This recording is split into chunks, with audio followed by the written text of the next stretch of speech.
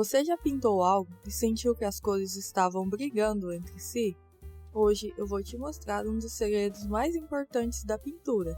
Como usar cores opostas na aquarela sem deixar tudo uma bagunça e transformar contraste em harmonia. As cores opostas ou cores complementares são aquelas que estão literalmente ao oposto de alguma cor. Por exemplo, se a gente pegar o vermelho, a gente sabe que a cor oposta dele é o verde. Então, como eu disse, literalmente é a cor que está oposta a ela. Assim como o vermelho também é a cor oposta do verde. O roxo tem a cor amarela como cor oposta e o amarelo tem o roxo como cor oposta. O laranja tem o azul como cor oposta e vice-versa. Esses são alguns exemplos de cores opostas que a gente tem no nosso círculo cromático. E o que acontece? Essas cores elas têm contraste forte uma com a outra. Por exemplo, o laranja e o azul, ele tem um contraste muito forte. O verde e o vermelho também são exemplos clássicos. E é por isso que muito artista tem medo de se arriscar a usar as cores complementares. Mas se a gente usar essas cores opostas com um equilíbrio, a gente consegue deixar as nossas pinturas mais vivas e mais vibrantes. E uma coisa muito importante a ressaltar é que quando duas cores opostas se misturam, elas tendem a se neutralizar, ou seja, elas criam um tom neutro nessa mistura, que geralmente é um cinza ou um marrom. Depende da tonalidade da tinta que você está usando. Geralmente, se os tons das tintas forem mais frios, vai puxar para um cinza. Se os tons forem mais quentes, costuma puxar para o marrom. Eu vou demonstrar aqui. Por exemplo, se a gente pegar o verde e a gente misturar com o vermelho, a gente vê que já começa a puxar para o marrom. O verde, ó, ele já tende a ficar mais marrom. E se a gente for colocando mais vermelho, daí realmente a gente tem uma mistura marrom.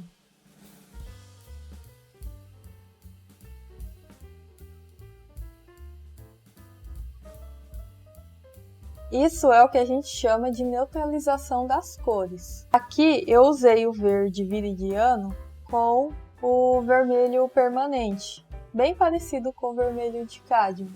Se eu usar o mesmo verde viridiano e o alizarin crimson, por exemplo, que é um vermelho mais frio, a gente vai ter outro tom de neutro, diferente desse.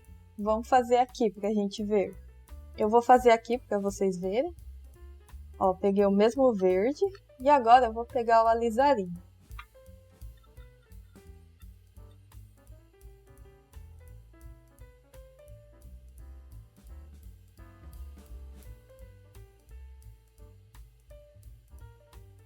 Pronto, é aquilo que eu falei. Se a gente usar tons de tintas mais quentes, a nossa mistura neutra ela vai tender mais para o marrom.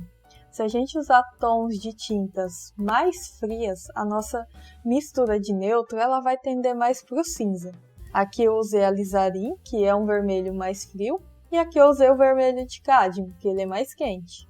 Essa mistura aqui com o vermelho de cádmio, que puxou um pouco mais para o marrom, é excelente para você fazer, por exemplo, sombras de folhas, sombras de vegetação, por aí vai. Aqui eu tenho duas versões.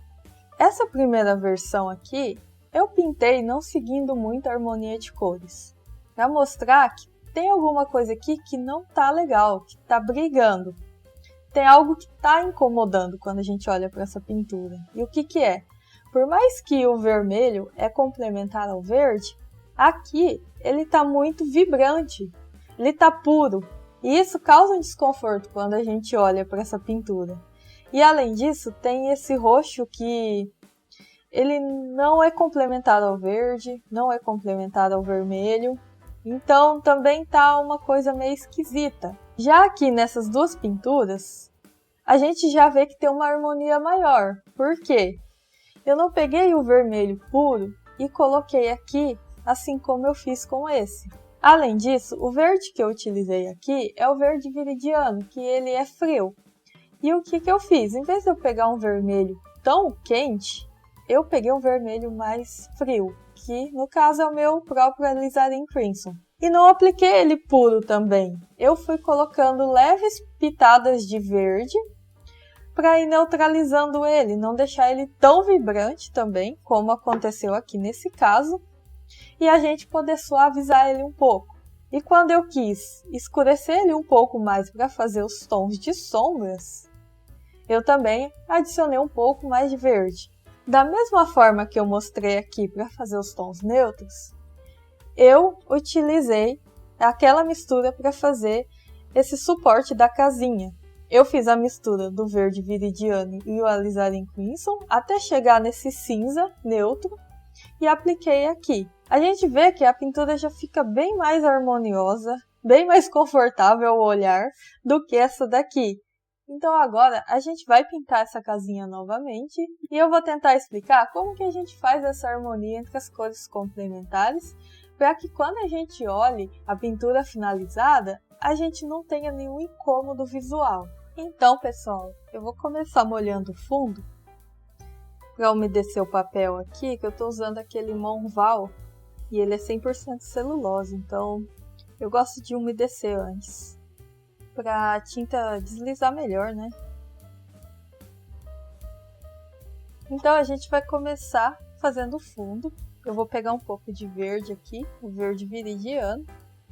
Eu vou deixar a referência aí na tela da foto da casinha que eu tô pintando. Eu peguei lá no Pinterest. Então a gente pode ver que no fundo dela tem umas árvores no canto direito que estão mais escuras, né? Estão mais na sombra. E do lado esquerdo, as plantas estão mais no sol, então elas estão mais claras. Então vou começar com essas plantas mais escuras, vou adicionar um pouquinho do alizarin nessa mistura de verde, para ficar um verde mais escuro, mas não muito, para não neutralizar a cor, né? Criar um cinza. E vou adicionando aqui, vou começar a pintar aqui.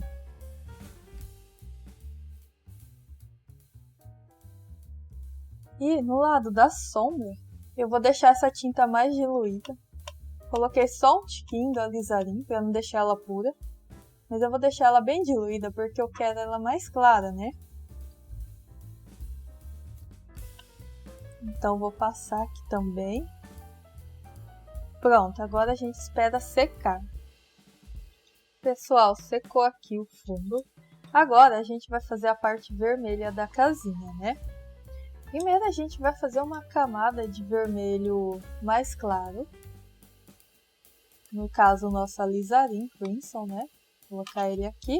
E vou só dar uma pitadinha do verde.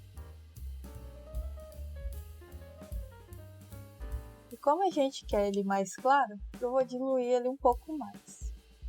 E daí a gente vai passar na casinha toda.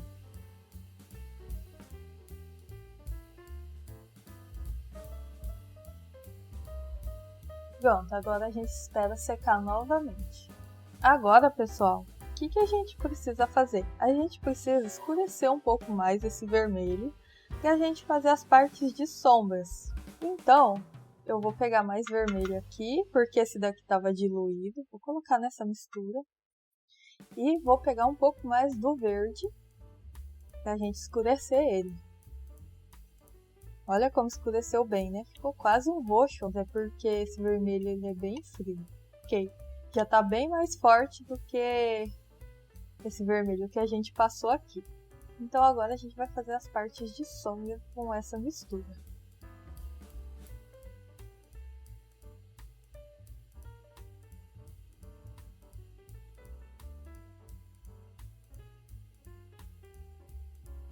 Agora, pessoal, a gente precisa de uma sombra mais escura ainda para fazer o detalhe aqui da portinha e para fazer essa parte aqui debaixo do telhado. Porém, a gente ainda pode usar essa mistura que a gente fez aqui para fazer aqueles risquinhos da madeira que tem na casinha. Vamos fazer isso. Ok, vamos escurecer agora esse vermelho aqui. Pegando um pouco mais de verde. E vamos passar aqui. Bem rente ao telhado. Viu como já deu uma diferença aqui? Da mesma forma a gente pode passar um pouquinho aqui, ó.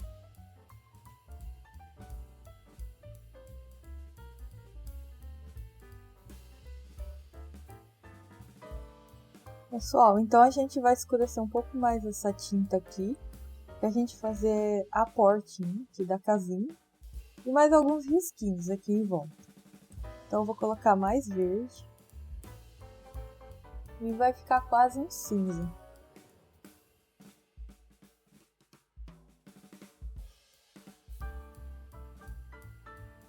E por último, a gente tem que pintar essa parte aqui, né, que é o suporte da casinha. Daí, para fazer esse suporte da casinha, a gente faz a mistura neutra. Vou fazer ela aqui no outro potinho, que é misturar o vermelho e o verde até dar o cinza.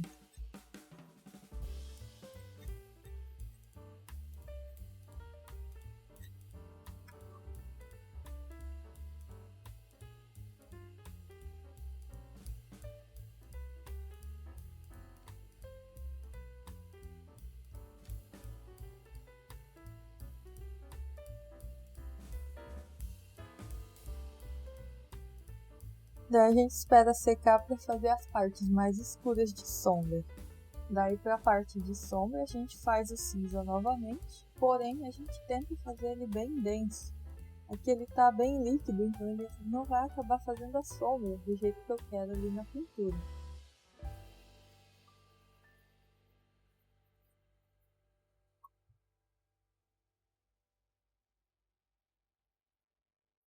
Então, pessoal, foi esse o resultado. A gente conseguiu aplicar tudo aquilo que eu expliquei no início do vídeo. Você vê que a pintura ela fica um pouco mais de harmonia do que se a gente só pegasse as cores puras e colocasse no papel, sem fazer uma mistura entre essas cores e dar uma variação ali nos tons. Então é mais ou menos dessa forma que a gente faz uma pintura com cor oposta. Não tem uma maneira certa e exata. Você vai sentindo o que você quer fazer ali na sua pintura e você vai fazendo as misturas de cores até que chegue num tom que você gosta, que te agrade e que você acha que vai ficar legal na sua pintura. Então o vídeo foi esse, pessoal. Espero que eu tenha ajudado vocês de alguma forma, que alguma dica que eu dei aqui seja útil, que ajude vocês nas próximas pinturas. E tentem fazer esse exercício para praticar e entender melhor tudo isso que eu expliquei aqui no vídeo de hoje. E se você gostou, não esqueça de estar deixando o seu like, se inscreva no canal se ainda não for inscrito e compartilhe com um amigo ou uma amiga que goste também de aquarela e queira aprender mais sobre a técnica. E eu vou ficando por aqui. Até o próximo vídeo, galera. Fui!